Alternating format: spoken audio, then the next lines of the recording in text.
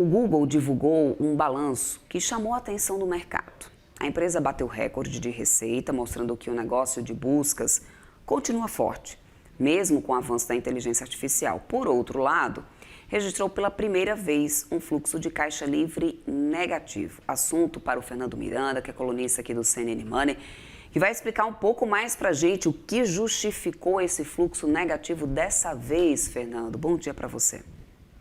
Bom dia, Léo. Imagina que seus clientes falassem assim, ó, eu quero comprar $500 bilhão do seu produto e o Google não tem como vender. E aí, tudo que ele tem, ele está vendendo, que é o Cloud Services. O crescimento de faturamento do Google foi através do cloud. Quem que está comprando o cloud? As grandes empresas de IA. Está todo mundo querendo alugar os supercomputadores do Google para treinar suas inteligências artificiais, para poder melhorar o resultado e para poder usar tokens.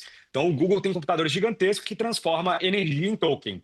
Só que como tem todo mundo querendo comprar muito mais, o Google já está ali com um backlog de mais de $500 bilhão de pedidos de cloud, ele pegou todo o dinheiro que tinha em caixa e começou a gastar em criação de novos data centers. Então, pela primeira vez na história, desde o IPO do Google, o Google volta a queimar caixa, mas por uma boa razão, a razão de construir data centers. O Wall Street não entendeu assim, penalizaram a ação do Google que estava caindo 6%, e agora o Google vale só $4 trilhões. Tadinhos do Google, né? Mas a principal questionamento aqui de Wall Street foi: será que esse investimento todo vai voltar de fato? Será que esses contratos vão acontecer? Já tem aí uma suspeita de um apocalipse da IA daqui a pouco? Será que esses valuations fazem sentido? Nunca tivemos um valuation tão esticado, né? A Nasdaq e o S&P extremamente esticados pelas empresas de tecnologia, principalmente Nasdaq, né? Então, estamos vivendo esse momento. Agora, o que é fato é fato. Search cresceu, né? Busca cresceu 17%, Cloud cresceu 82%, faturamento do Google cresceu mais de 20%. Então, o Google é uma excelente empresa, muito saudável, só está queimando caixa porque está acreditando que a demanda por data centers vai crescer ainda mais. E isso está acontecendo com todas as big techs. Quando você olha o CAPEX, né, o investimento em maquinário dessas empresas, das big techs, Amazon, Meta e assim por diante, todas elas estão fazendo investimentos na casa de centenas de bilhão de dólares e todas elas também estão queimando fluxo de caixa para poder ganhar a corrida da IA. Então é quase uma corrida do ouro mesmo que está acontecendo nesse momento lá no Vale do Silício. Falar um pouco sobre uma tese que o mercado tinha, né? Que com o surgimento das plataformas de inteligência, de inteligência artificial, a gente iria por água abaixo com um grande buscador Google, né, como porta de entrada para a internet. Mas o que esse resultado mostrou foi que as receitas de busca, até você já mencionou aí, cresceram quase 17%. Esse balanço, então, enfraquece definitivamente aquela tese de que realmente a gente ia ter uma destruição dos sites buscadores, né, com o surgimento dessas plataformas de inteligência artificial, ChatGPT e outras mais, ou apenas mostra que essa transição ela vai se dar um pouco mais lenta do que o que o mercado estava imaginando? Ó, eu sou marqueteiro por profissão e o que eu tenho visto de fato nos meus clientes é que, na verdade, o resultado de Google melhorou para quem compra anúncios no Google. Mas por que isso aconteceu se tem menos buscas? Porque o que a IA responde são perguntas básicas. Ah, eu tô com febre, quantos por cento é febre e tal? Mas se você jogar farmácia perto de você, o Google ainda é o mais buscado. Então, o que aconteceu que é aquele clique que passa da IA, ele está mais qualificado. É uma pessoa que quer comprar algo de fato. Então, quando a pessoa vai lá e busca, por exemplo, para comprar esse produto aqui, a IA não vai comprar para ele. Ele ainda vai ter que ir no Google e achar uma loja para comprar. E aí, quem compra o anúncio está tendo uma vantagem ainda maior, porque aquele clique desqualificado do curioso está ficando todo travado na IA. Então, o que a gente tem visto, na verdade, é o Google continuando gerando resultado de search. Você vê a receita de search aumentando, que é um caso parecido com o que está acontecendo na Meta. A Meta teve uma diminuição das impressões, mas um aumento da receita, uma impressão mais qualificada. Então, o que a gente tem visto, na verdade, é que sim, a IA vai filtrar o curioso, mas para quem quer comprar, o Google ainda segue sendo a segunda melhor opção, sendo passado só pela Meta recentemente aí em número de publicidade. Agora, ainda é muito novo. A gente ainda não tem no Brasil funcionando muito bem o ChatGPT Ads, por exemplo. Lá nos Estados Unidos começou a testar, mas com resultados muito ruins. O Claude falou que nunca vai colocar anúncios. Vamos ver o que vai acontecer quando, de fato, as IAs tomarem decisão de compra. Mas, pelo que a gente tem visto até agora, não está nem próximo de machucar o Google. Pelo contrário, o Google está colocando o Gemini dentro dos seus produtos e está gerando ainda mais resultado.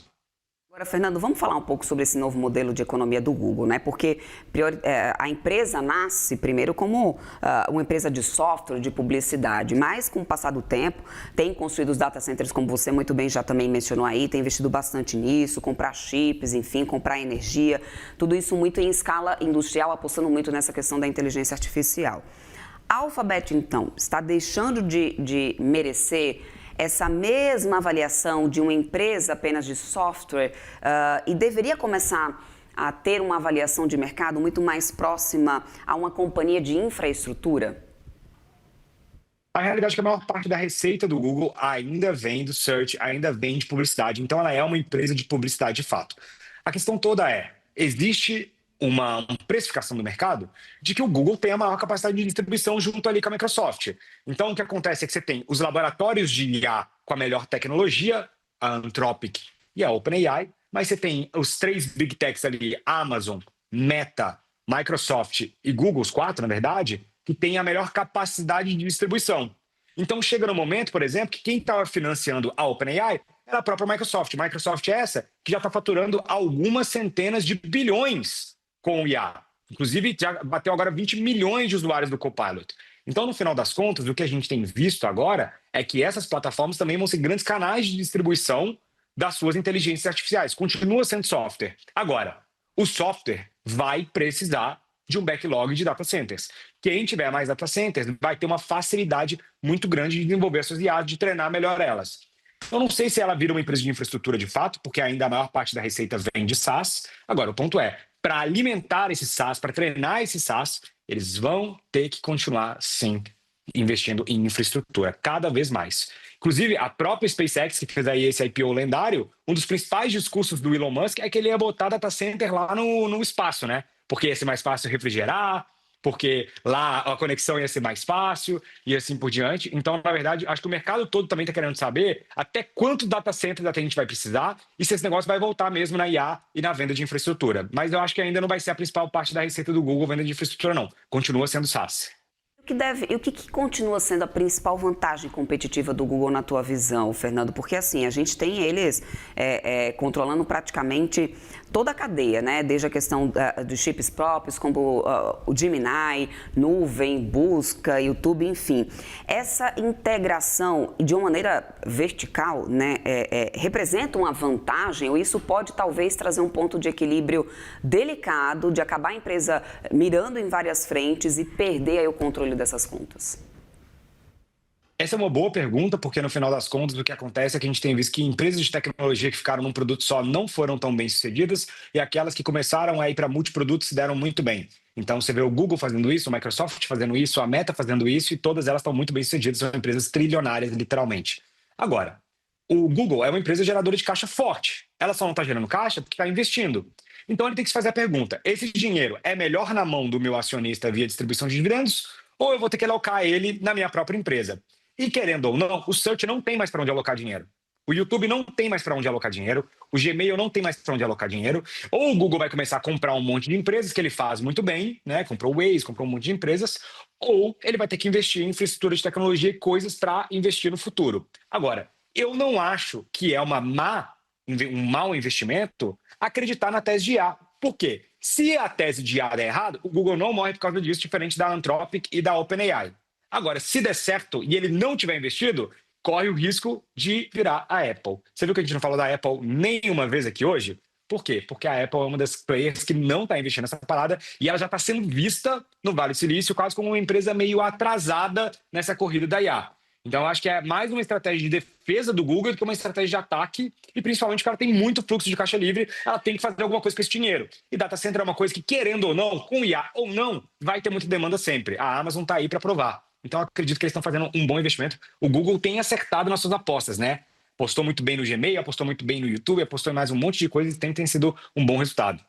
Para a gente amarrar aqui o nosso papo, Fernando, o que a empresa precisa entregar daqui para frente para recuperar essa confiança aí do Wall Street? Sei lá, desacelerar CAPEX, talvez ampliar margens. monetizar diretamente o Gemini, não sei o que ela precisa entregar para poder recuperar para recuperar essa confiança?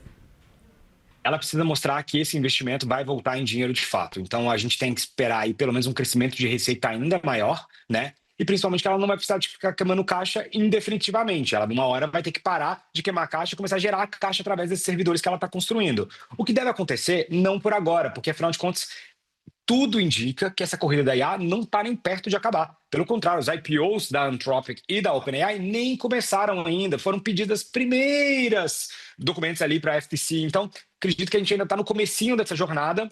E assim, querendo ou não, falar que o Google perdeu a confiança de Wall Street é um exagero, porque ainda vale 4 trilhões de dólares. Então, assim, 4 trilhões de dólares é uma valuation que o Google nunca teve na história dele, nenhuma empresa tinha antes, só a empresa de IA que tem valuation desse valor. Então, o que acaba acontecendo é que, felizmente ou infelizmente, vai demorar um pouquinho para a gente ver a maturidade desse mercado. Agora, o Google, com certeza, é um dos que tem o melhor voto de confiança do mercado hoje para liderar essa frente.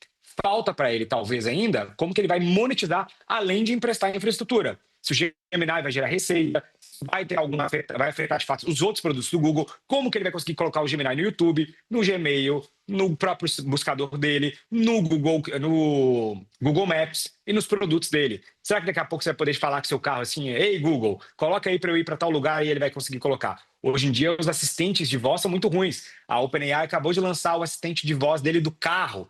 Ontem, curiosamente, vou trazer uma coisa que não tem nada a ver com o nosso tema, mas é importante. Ontem, o Sam Altman estava publicando no Twitter falando o seguinte: os computadores de hoje não estão preparados para IA. Talvez eu lance um computador. Então, esse mercado ainda vai mexer bastante aqui nos próximos anos. Tá? Acho que a gente está só arranhando a pontinha do iceberg. Perfeito, meu querido. Quero muito agradecer. Fernando Miranda, colunista aqui do CNN Money. É sempre bom bater um papo contigo. Até uma próxima. Obrigado pelo convite. Até mais, pessoal. Tchau, tchau.